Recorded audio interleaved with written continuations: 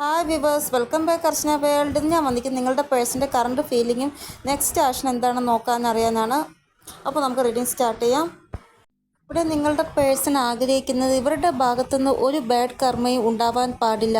ഇവരുടെ ഭാഗത്ത് ന്യായമാണ് സംഭവിക്കേണ്ടത്. അങ്ങനെ ന്യായം സംഭവിച്ചില്ല എങ്കിൽ പിന്നെ അതിൻ്റെ ആ ഒരു കർമ്മഫലം ഇവർക്ക് അനുഭവിക്കേണ്ടി വരത്തില്ലേ. അതുകൊണ്ടാണ് ഇവർ ഇപ്പോൾ ആഗ്രഹിക്കുന്നത് ഇവരുടെ ഭാഗത്തുനിന്ന് ഒരു തെറ്റും സംഭവിക്കാൻ പാടില്ല, ശരി മാത്രമേ സംഭവിക്കാൻ പാടുള്ളൂ എന്നാണ് ഇപ്പോൾ കറണ്ട് എനർജി നോക്കുമ്പോൾ നിങ്ങളുടെ പേഴ്സൻ്റെ ആ ഒരു എനർജിയിൽ കാണാൻ സാധിക്കുന്നത്. ഇവിടെ നിങ്ങളുടെ പേഴ്സൺ അവർക്കൊട്ടും തന്നെ ഇഷ്ടമില്ലാത്ത ആ ഒരു ബന്ധനത്തിലാണ് ഉള്ളത് എന്നാണ് ഇവിടെ കാണാൻ സാധിക്കുന്നത്. എത്രയും പെട്ടെന്ന് ആ ഒരു ബന്ധനത്തിൽ നിന്ന് മുക്തരാവണമെന്നാണ് ഇപ്പോൾ ഇവർ വിചാരിക്കുന്നത്.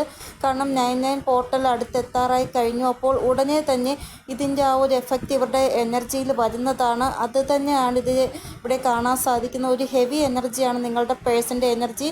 അപ്പോൾ എപ്പോൾ വേണമെങ്കിലും സഡൻ ആയിട്ടായിരിക്കും കാർമിക് സിറ്റുവേഷൻ റിലൈസായി പോകുന്നത്. ഇപ്പോൾ നിങ്ങളുടെ പേഴ്സൺ ആഗ്രഹിക്കാതെയും അല്ലാതെയും ചില കാർമിക്കായിട്ടുള്ള ആൾക്കാർ ഇവരെ ട്രിഗർ ചെയ്യുന്നുണ്ട്. കാർമിക്കായിട്ടുള്ള ആൾക്കാർ അല്ലെങ്കിൽ കാർമിക്കായിട്ടുള്ള സിറ്റുവേഷൻ. അപ്പോൾ അങ്ങനെ ട്രിഗർ ചെയ്യുമ്പോൾ മാത്രമേ ആ ഒരു കാർമിക് സിറ്റുവേഷൻ റിലീസായി പോകുകയുള്ളൂ. ഒരു ട്രിഗർ കൊടുത്തിട്ടായിരിക്കും കാർമിക് സിറ്റുവേഷൻ റിലീസായി പോകുന്നത്. അതിനു വേണ്ടിയാണ് ഇവർക്കിപ്പോൾ ഈ ഒരു ട്രിഗർ ലഭിച്ചുകൊണ്ടിരിക്കുന്നത്. ചിലപ്പോൾ നിങ്ങളുടെ പേഴ്സൺ ആഗ്രഹിക്കുന്നുണ്ടാവത്തില്ല കാർമിക് റിലീസായി പോകണമെന്ന്. പക്ഷേ ഡിവൈനായിട്ട് അവരുടെ ജീവിതത്തിൽ നിന്ന് അങ്ങനൊരു സിറ്റുവേഷൻ ഉണ്ടാക്കുകയും കാർമിക് റിലീസായി പോവുകയും ചെയ്യുന്നതാണ്. ഇവിടെ ചില കാര്യങ്ങൾ ക്രിയേറ്റ് ആകുമ്പോൾ ചില കാര്യങ്ങൾ റിലീസായി പോകും. ഈ ഒരു ടൈം പീരീഡിൽ നിങ്ങളുടെ പേഴ്സൺ വളരെ ബാഡ് ഫേസിൽ കൂടെയാണ് കടന്നു പോകുന്നത് എന്നാണ് ഇവിടെ കാണാൻ സാധിക്കുന്നത്. അപ്പോൾ ഈ ഒരു ടൈം പീരീഡിൽ നിങ്ങളുടെ പേഴ്സണ് ഒരു ഷോക്ക് ലഭിക്കുന്നതായിട്ടാണ് കാണാൻ സാധിക്കുന്നത്. അതായത് അങ്ങനെ എന്തെങ്കിലും ഒരു സംഭവം ഇവരുടെ ജീവിതത്തിൽ സംഭവിക്കും, ഷോക്കാകുന്ന രീതിയിൽ. അപ്പോൾ ഇവരുടെ കൂടെ അങ്ങനെയുള്ള കാര്യങ്ങൾ സംഭവിക്കുന്നതാണ്. ഇവരൊരിക്കലും ചിന്തിച്ചിട്ട് പോലും ഇല്ലാത്ത കാര്യങ്ങളായിരിക്കും സംഭവിക്കുന്നത്. ഇവിടെ ഈ ഒരു ടൈം പീരീഡിൽ ഇവരുടെ തന്നെ കർമ്മമാണ് ഇവർ ഫേസ് ചെയ്യുന്നത് എന്നാണ് ഇവിടെ കാണാൻ സാധിക്കുന്നത്. ഈ ഒരു ടൈം പീരീഡിൽ നിങ്ങളുടെ പേഴ്സണ് ഭയങ്കരമായിട്ട് മൂഡ് സ്വിങ് ഉണ്ടാവുന്നതായിട്ട് കാണാൻ സാധിക്കുന്നു.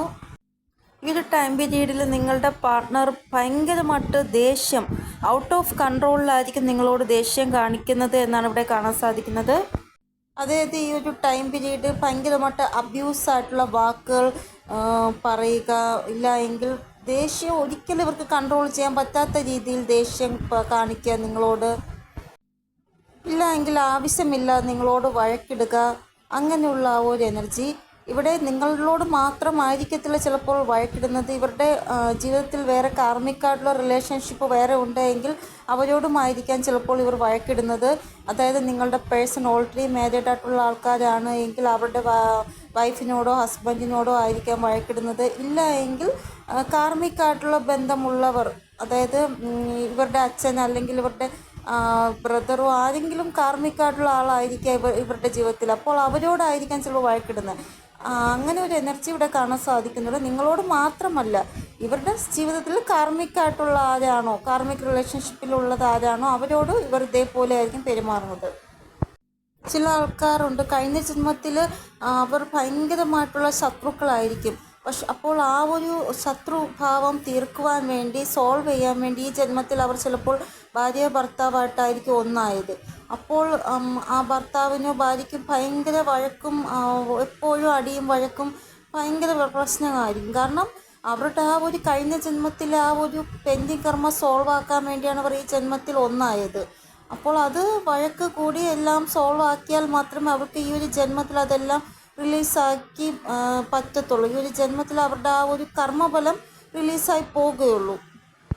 അതായത് ഇങ്ങനെയുള്ള റിലേഷൻഷിപ്പ് അവർ പരസ്പരം അവരുടെ ആ ഒരു പെൻഡിങ് കർമ്മ എല്ലാം സോൾവ് ആക്കിയിട്ട് അവർ പരസ്പരം റിലീസായി പോകും. അതായത് ഡിവോഴ്സിൽ പോകും. എന്നിട്ട് അവരുടെ ജീവിതത്തിലെ ഡിവൈൻ കൗണ്ടർ പാർട്ട് ആരാണോ അവരെ കണ്ടുമുട്ടുകയും വീണ്ടും മാരേജ് ചെയ്യുകയും ചെയ്യും.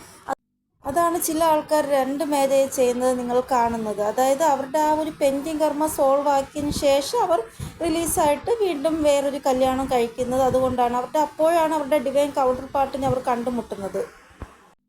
അപ്പോൾ ഇവിടെയും വളരെ ഹെവി എനർജിയാണ് കാണാൻ സാധിക്കുന്നത്. ഇവിടെ എന്ത് ആക്ഷൻ ഉണ്ടെങ്കിലും അത് ഈഗോയിലായിരിക്കും സംഭവിക്കുക എന്നാണ് ഇവിടെ കാണാൻ സാധിക്കുന്നത്. ഈഗോയിലായിരിക്കും നിങ്ങളുടെ പേഴ്സൺ ആക്ഷൻ എടുക്കുന്നത്.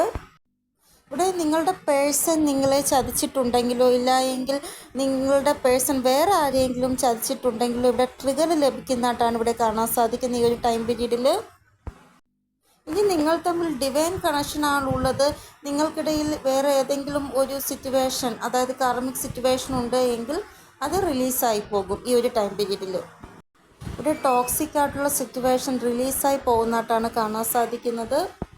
ഇവിടെ നിങ്ങളുടെ പേഴ്സൺ കൺഫ്യൂഷനിൽ നിന്നും മുക്തരാവുന്നതായിട്ടും കാണാൻ സാധിക്കുന്നത്. ഒരു സൈഡ് നിങ്ങൾ, ഒരു സൈഡ് ഇവരുടെ റെസ്പോൺസിബിലിറ്റി ആണെങ്കിൽ ഞാൻ ഇനി റെസ്പോൺസിബിലിറ്റിയെ ചൂസ് ചെയ്യുകയാണെങ്കിൽ ഞാൻ സെൽഫിഷ് ആകുമോ, ഇല്ല എങ്കിൽ എൻ്റെ സ്നേഹത്തിനെ ഞാൻ ചൂസ് ചെയ്യുകയാണെങ്കിൽ അപ്പോഴും ഞാൻ സെൽഫിഷ് ആകുമോ എന്നൊക്കെയുള്ള ആ ഒരു കാര്യത്തിൽ ആ ഒരു കൺഫ്യൂഷനിൽ ഇവർ മുക്തരാകും.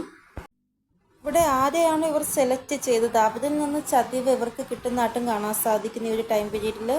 ഈ ഒരു ടൈം പീരീഡിൽ നിങ്ങളുടെ പേഴ്സൺ വളരെയധികം സൈലൻറ്റ് സോണിൽ ഇരിക്കുന്നതായിട്ടും കാണാൻ സാധിക്കുന്നു. ഇവിടെ നിങ്ങളുടെ പേഴ്സണിൻ്റെ കൂടെ നിങ്ങൾക്ക് ഗുഡ് കർമ്മയാണോ അസോസിയേറ്റഡ് ആയിട്ടുള്ളത് അല്ലെങ്കിൽ ബാഡ് കർമ്മയാണോ അസോസിയേറ്റഡ് ആയിട്ടുള്ളത്, അതിൻ്റെ ആ ഒരു റിസൾട്ട് ടൈമാണ് ഇപ്പോൾ കാണാൻ സാധിക്കുന്ന ഈ ഒരു ടൈം പീരീഡ്. അപ്പോൾ ഇവർ എത്രത്തോളം സൈലൻ്റ് ഇരിക്കുമോ അത്രത്തോളം നല്ലതാണ്.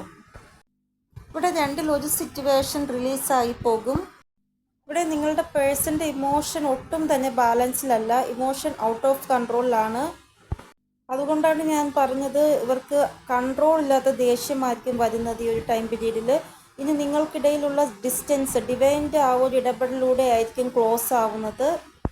ചില ആൾക്കാർ എത്ര നാളോട്ട് പ്രേ ചെയ്യുന്നുണ്ടാകും എൻ്റെ പേഴ്സണെ ഒന്നാക്കണമെന്ന്. അങ്ങനെ പ്രേ ചെയ്യുമ്പോൾ സഡനായിട്ടായിരിക്കും കാര്യങ്ങൾ നിങ്ങളുടെ ഫേവറിൽ വരുന്നത്.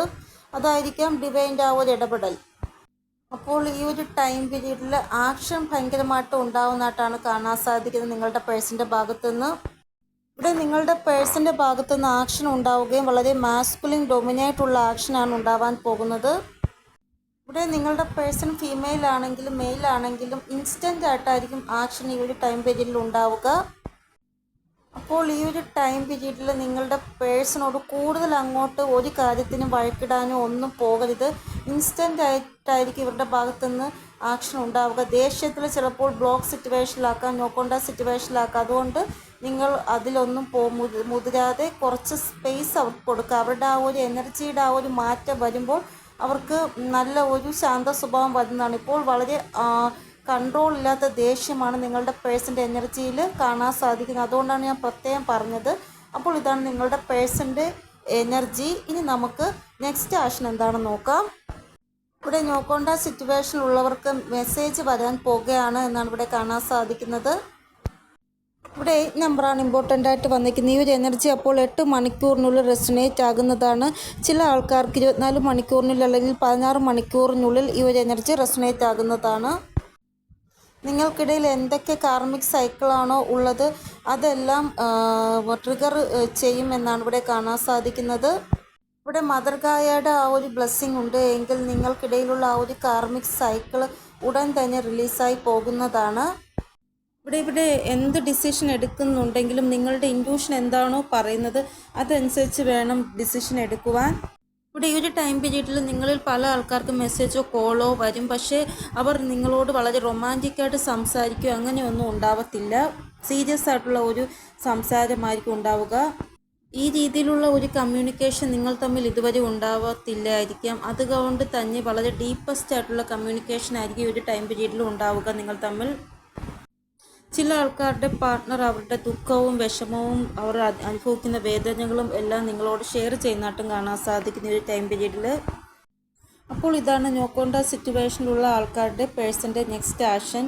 ഇനി കോണ്ടാക്ട് സിറ്റുവേഷനിലുള്ള ആൾക്കാരുടെ പേഴ്സൻ്റെ നെക്സ്റ്റ് ആക്ഷൻ എന്താണെന്ന് നോക്കാം. ഇവിടെ കോണ്ടാക്ട് സിറ്റുവേഷനുകൾക്ക് വരാൻ പോകുന്ന 48 hours വളരെ വിലപ്പെട്ടതാണ്. നിങ്ങളൊന്ന് കുറച്ച് ശ്രദ്ധാലുവായിരിക്കേണ്ടതാണ്. ആവശ്യമില്ലാതെ നിങ്ങളുടെ പേഴ്സണോട് വഴക്കിടാനോ ഒന്നിനും പോകരുത്. ഈ ഒരു ടൈം പീരീഡിൽ ഒത്തിരി ബ്രേക്കപ്പ് സംഭവിക്കുമെന്നാണ് ഇവിടെ കാണാൻ സാധിക്കുന്നത്. അതായത് നിങ്ങളുടെ പേഴ്സൺ നിങ്ങളെ അവരിൽ നിന്ന് ദൂരെയാക്കും, ഡിസ്റ്റൻസിലാക്കും എന്നും ഇവിടെ കാണാൻ സാധിക്കുന്നു. ഇവിടെ സാക്രിഫൈസിൻ്റെ ആ ഒരു എനർജിയാണ് കാണാൻ സാധിക്കുന്നത്. ഇവരുടെ ത്രോട്ട് ചക്ര ബ്ലോക്കേജസ് കാണുന്നു.